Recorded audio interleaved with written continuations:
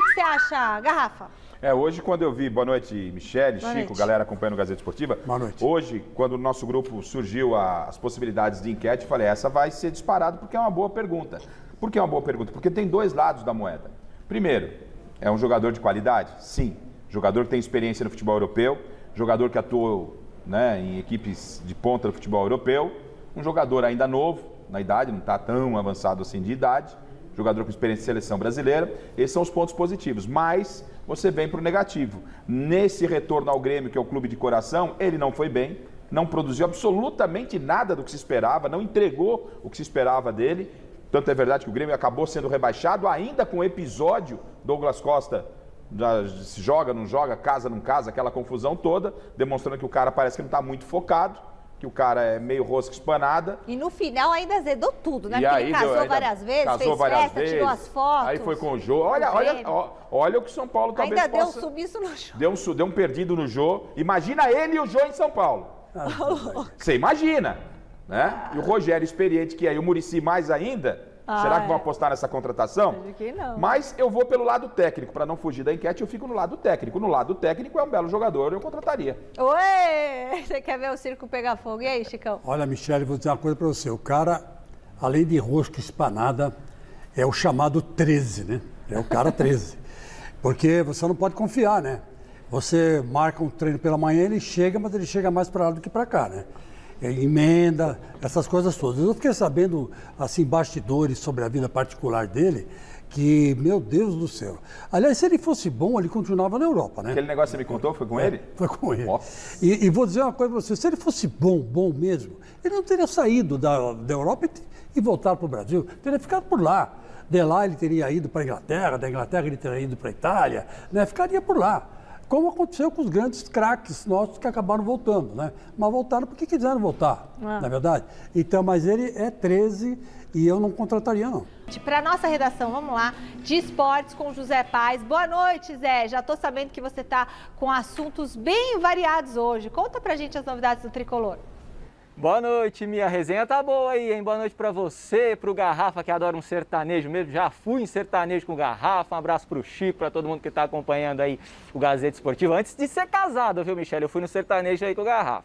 Mas vamos falar do São Paulo, que é o que interessa. A gente também fez um resumão do Tricolor aí, com algumas informações interessantes de alguns jogadores que se destacaram nessa temporada de 2021 com a camisa do Tricolor. Então, tela na tela para a gente acompanhar juntos aí esses números. Olha só, Thiago Volpi foi o jogador que mais jogou pelo São Paulo na temporada de 2021. Jogador que às vezes é contestado pela torcida, fez 52 jogos.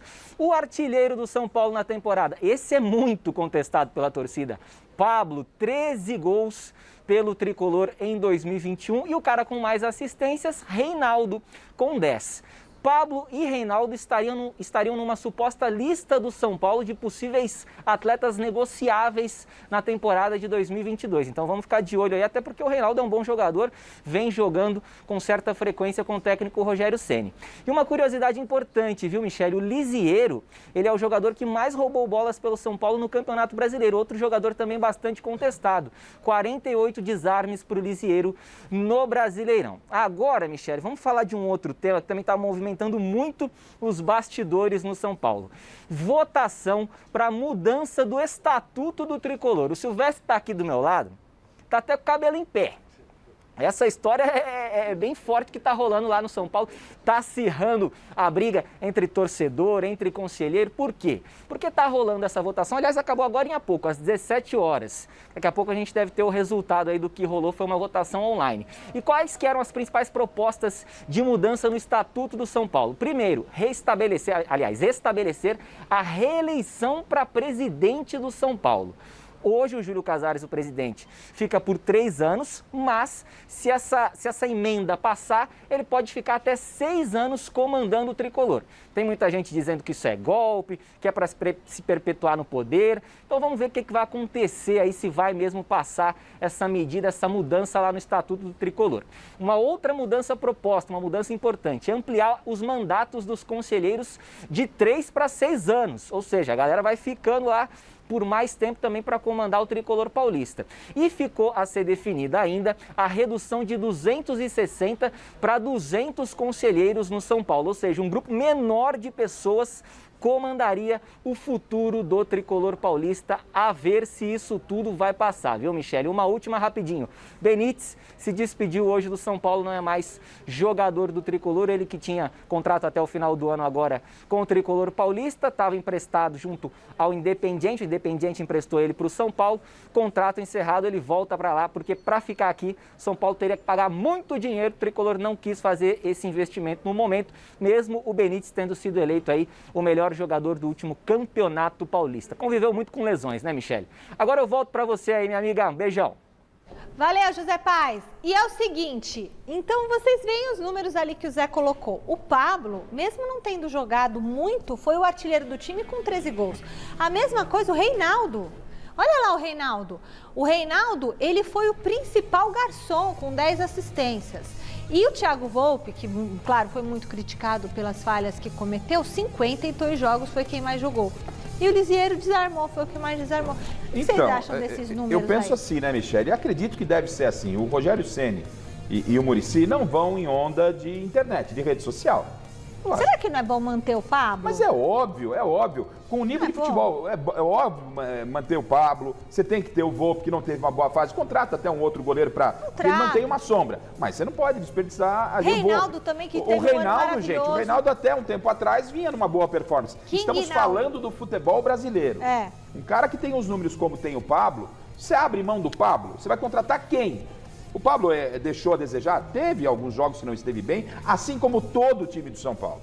Não é o problema o Pablo, é o Volpi, é o todo, é o conjunto. O que você tem que fazer é reforçar esse elenco. Você tem que ter um substituto à altura para o Pablo quando ele não está legal. Você tem que ter um substituto para o Volpi quando ele não está legal. Você ficar, trabalhando com essa euforia do torcedor. Ah, o Pablo perdeu aquele gol, não serve mais. Ah, o Volpi tomou aquele gol, não serve mais. Aí o São Paulo não vai se achar nunca. Você tem que ter a cabeça fria na hora de montar esse elenco para a próxima temporada, Chicão. Porque se for na onda do torcedor e o torcedor tem o direito de extravasar, se rebelar, a coisa não vai andar, Chicão. Mas eu acho que você pensa certo, mas eu não sei se a diretoria do São Paulo pensa que nem você. Esse que é o problema. Porque eu também acho. O elenco do São Paulo não é um elenco tão ruim assim. E tem jogadores que, se você montar um esquema tático interessante, e o Rogério sabe fazer muito bem isso, ele provou isso no Fortaleza, não no Flamengo, mas no Fortaleza ele provou, e hoje a gente pode comparar, achar que o time do Fortaleza hoje é até muito melhor que o do São Paulo, vai disputar a Copa Libertadores, né? Chegou na frente do Corinthians, chegou em 4º lugar no campeonato, e essa estrutura, quem montou, não foi esse argentino que está lá, quem montou foi o Ceni. O Rogério Ceni. Então, eu acho que o São Paulo precisa mais do que nunca do Rogério Ceni. E o Rogério Ceni tem que fazer uma coisa parecida com o que ele fez no Fortaleza. Então, começar de baixo, porque o São Paulo está todo bagunçado. É isso mesmo. Quando o Rogério Ceni fala assim, porque eu tenho 26 anos de carreira, eu vou sair do São Paulo se não tiver reforço e tal. Quando ele estava lá no Fortaleza, aquele primeiro Fortaleza lá que ele pegou, era melhor do que São Paulo? Não, pior. Então, mas tem que tomar na cuidado. segunda divisão. Então, assim, é pela cobrança. É isso aí, tem que tomar cuidado, com todo respeito ao Fortaleza, que teve um ano maravilhoso. A cobrança no Fortaleza, a exigência, a expectativa que se cria em torno do Fortaleza é uma. No São Paulo é completamente outra. O São Paulo, ano passado, estava na Libertadores, a torcida estava como? Com ansiedade de um título. O Fortaleza, por ter ido à Libertadores, é festa no Ceará há muito tempo. Mas sabe o que é? Eu não estou me referindo exatamente aos clubes. Eu estou me referindo ao método. Que o Rogério, ele criou um método interessante para ele mesmo. Quando você pega um time desse, você tem que ter um plano na cabeça. Então, ele pegou um Fortaleza na segunda divisão, levou para a primeira, ganhou 2 Copas lá do Nordeste, né? Ganhou títulos importantes. E hoje o São Paulo está no mesmo estádio que estava o Fortaleza, não na segunda divisão. E outra coisa, Chico, já jogando o campeonato cearense. Então, ele tem um método de trabalho que hoje ele tem que... Aquele método de trabalho que ele tinha no Fortaleza, ele tem que aplicar no São Paulo. Como ídolo do São Paulo, ele tem, acho que, medo também de começar a pegar... Ele sabe onde aperta o calo. Ele tem medo. Ele sabe onde aperta o calo. Acho. Agora, essa história de rifar jogador, ela me preocupa muito no sentido... Tudo bem, então vai mandar o Pablo embora? Tá, você vai trazer quem? O Cavani? Beleza. Pablo segue a vida. Não, você manda o Pablo embora e não contrata ninguém, velho? Não, era aquela história de fazer uma troca, não é? Sei lá, Com no o Inter. Internacional, tinha o Vitor Cuesta que já acertou por lá, É. a gente deu até essa semana. Mas não adianta, você vai tirar um cara da posição, que é o cara que ainda faz gols no São Paulo, e o São Paulo tem feito poucos gols, e você vai trazer quem? Você traz um zagueiro? Não adianta. Você traz o Cavani? Deixa beleza. o Pablo, faz o Deixa Pablo lá. jogar. Olha, Deixa o Pablo é bom. ó, posso lançar uma proposta? Vai. Corinthians e São Paulo, atenção. E lá vem. Atenção, Tim. Levem o Luan e deem um Pablo pro Corinthians. Concorda? Certo? Corintianos aqui, todos concordam. Luan no São Paulo, Pablo no Corinthians. Não, o São Paulino É a ali minha não ideia, hein? Não é negócio, não estou dando notícia, não. Mas eu proporia isso. Dá o Luan pro São Paulo. O Luan no São Paulo vai jogar uma enormidade. O Luan- E o Pablo no Corinthians vai cansar de fazer gol. Então, uma coisa casa com a outra. O Luan da almofada? Total. Ele ainda tá no Corinthians? Tá lá. É que ninguém mais fala dele. Tá lá no sofazão. Tá no sofá. Nossa, achei que já tinham transferido ele pra algum Fala lugar. baixo, vai acordar ele. Ai, ele tá Tá dormindo, né? dormindo. Tá dormindo. Achei que ele nem tava Mas é uma boa troca, hein? É uma boa troca, hein? É uma Balançar boa no troca. mercado aí, né? É, vou balançar o mercado. Olha, recado pra você que tá...